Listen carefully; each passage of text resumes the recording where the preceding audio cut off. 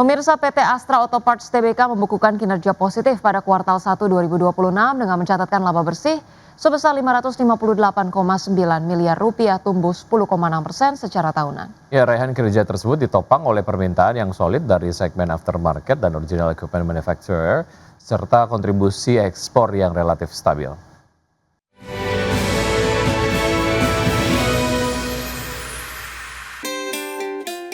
PT Astra Auto Parts Tbk membukukan kinerja positif pada kuartal 1 2026 dengan mencatatkan laba bersih sebesar 558,9 miliar rupiah, tumbuh 10,6% secara tahunan dibandingkan periode yang sama tahun sebelumnya sebesar 505,6 miliar rupiah.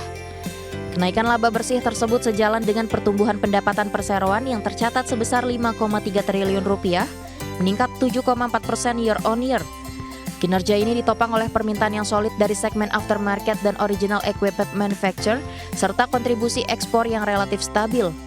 Adapun momentum lebaran pada Maret 2026 turut mendorong peningkatan aktivitas servis dan penggantian komponen kendaraan, baik roda 2 maupun roda 4, sehingga berdampak positif terhadap penjualan di jaringan distribusi perseroan. Kedepan, perseroan berencana menjaga momentum pertumbuhan melalui penguatan portofolio produk, ekspansi jaringan distribusi, serta pengembangan pasar domestik dan ekspor, termasuk memperluas peran dalam ekosistem kendaraan listrik nasional. Berbagai sumber IDX Channel.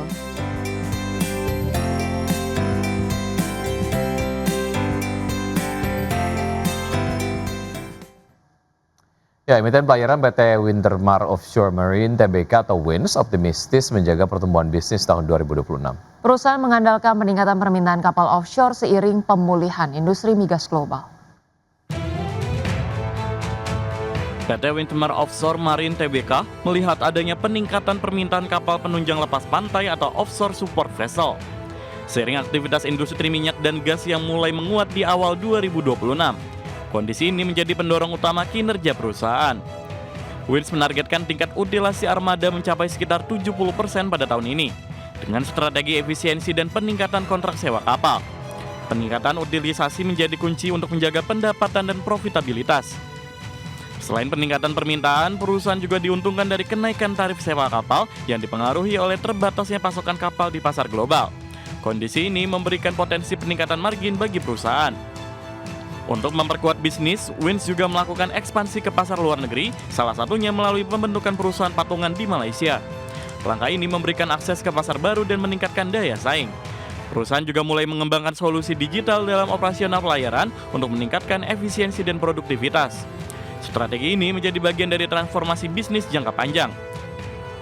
Bisnis utama WINS sangat terkait dengan aktivitas industri minyak dan gas, terutama untuk layanan transportasi dan logistik di lepas pantai. Pemulihan sektor ini menjadi katalis penting bagi kinerja. Meski prospek positif, perusahaan tetap mewaspadai risiko seperti fluktuasi harga minyak dan ketidakpastian global. Faktor ini dapat mempengaruhi permintaan kapal offshore. WINS menekankan pentingnya efisiensi operasional dan pengelolaan armada untuk menjaga kinerja di tengah fluktuasi pasar. Langkah ini diharapkan menjaga stabilitas bisnis. Dengan meningkatnya permintaan dan strategi ekspansi, WINS optimis dapat memanfaatkan momentum untuk meningkatkan kinerja di tahun 2026. Berbagai sumber IDX Channel. Ya, PT Adikarya Persero Tbk membukukan nilai kontrak baru senilai 4,72 triliun rupiah hingga akhir kuartal 1 tahun ini. Realisasi tersebut tumbuh 131,5% secara year on year dibandingkan periode yang sama tahun sebelumnya. Berdasarkan sumber pendanaannya, perolehan kontrak baru didominasi oleh proyek pemerintah sebesar 76%, proyek BUMN sebesar 22% dan proyek swasta sebesar 2%. Sedangkan berdasarkan lini bisnis, kontribusi terbesar berasal dari sektor engineering and construction sebesar 95%. Disusul kontribusi dari lini bisnis properti, manufaktur, serta investasi dan konsesi. Corporate Secretary PT Adikarya Persero Tbk, Rozi Sparta menjelaskan perseroan mampu menjaga kinerja positif di tengah tantangan industri sekaligus memperkuat daya saing dalam menangkap peluang proyek-proyek strategis di tengah dinamika sektor konstruksi nasional. Perseroan optimistis dapat menjaga pertumbuhan berkelanjutan dan memberikan kontribusi nyata terhadap pembangunan nasional. Ya, Presiden Amerika Serikat Donald Trump memutuskan untuk memperpanjang gencatan senjata dengan Iran tanpa batas waktu beberapa jam sebelum berakhirnya pemberlakuan gencatan senjata pada Selasa 21 April 2026. Trump mengklaim keputusan ini diambil untuk memberikan ruang bagi kelanjutan pembicaraan damai antara kedua pihak. Presiden Amerika Serikat Donald Trump memutuskan memperpanjang gencatan senjata dengan Iran tanpa batas waktu hanya beberapa jam sebelum masa berlakunya habis pada Selasa 21 April 2026. Keputusan ini diambil untuk memberi ruang bagi kelanjutan pembicaraan damai antara kedua pihak. Dalam pernyataannya di media sosial, Trump mengungkapkan bahwa langkah tersebut diambil atas permintaan Pakistan yang berperan sebagai mediator. Ia menyebut penundaan serangan dilakukan agar Iran memiliki waktu menyusun dan mengajukan proposal baru yang lebih terpadu dalam proses negosiasi. Langkah ini menandai perubahan sikap Trump setelah sebelumnya berulang kali mengancam akan menyerang fasilitas vital Iran, termasuk pembangkit listrik dan infrastruktur sipil lainnya, yang oleh sejumlah pakar dinilai berpotensi melanggar hukum perang.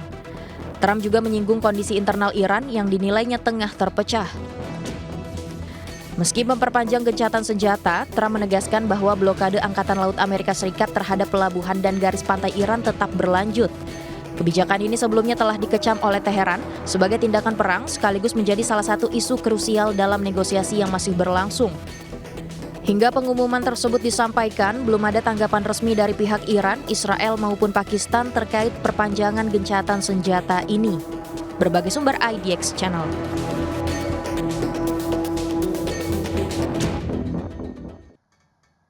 Calon pimpinan The Federal Reserve Kevin Warsh menegaskan komitmennya untuk menjaga independensi kebijakan moneter dari pengaruh politik termasuk tekanan dari Presiden Donald Trump. Warsh menyebut independensi kebijakan moneter sebagai hal yang esensial. Ia menilai keberhasilan menekan inflasi menjadi tameng utama bagi bank sentral dalam menghadapi kritik publik maupun tekanan politik.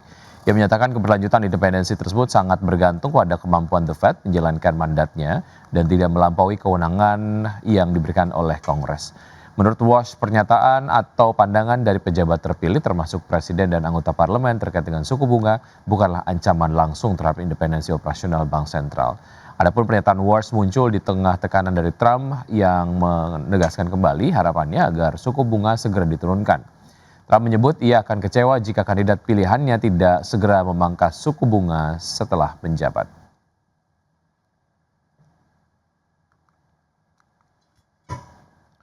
Selanjutnya, pemirsa update dari Bursa Global. Bursa Wall Street melemah pada perdagangan di hari Selasa akibat meningkatnya kekhawatiran terkait dengan konflik di Timur Tengah.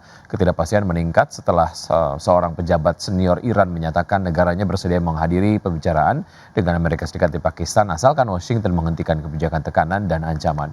Pasar semakin tertekan menjelang penutupan perdagangan setelah muncul laporan Wakil Presiden J.D. Vance membatalkan perjalanan ke Pakistan untuk menghadiri perbincangan atau pembicaraan damai. Pada perdagangan di hari Selasa, Dow Jones Industrial Average ditutup turun 0,59% ke level 49.149, S&P 500 melemah 0,63% ke posisi 7.064 dan Nasdaq Composite yang terkoreksi 0,59% ke 24.259. Ya, sementara itu dari Bursa Eropa, Bursa Ekuitas Eropa terkoreksi pada perdagangan di hari Selasa seiring dengan meningkatnya kehati-hatian investor terhadap ketidakpastian pembicaraan damai antara Amerika Serikat dan Iran. Stock 600 turun 0,87% ke 616,03, kemudian CAC 40 Prancis menyusut 1,14% ke 8.235 dan FTSE 100 Inggris turun 1,05% ke posisi 10.498.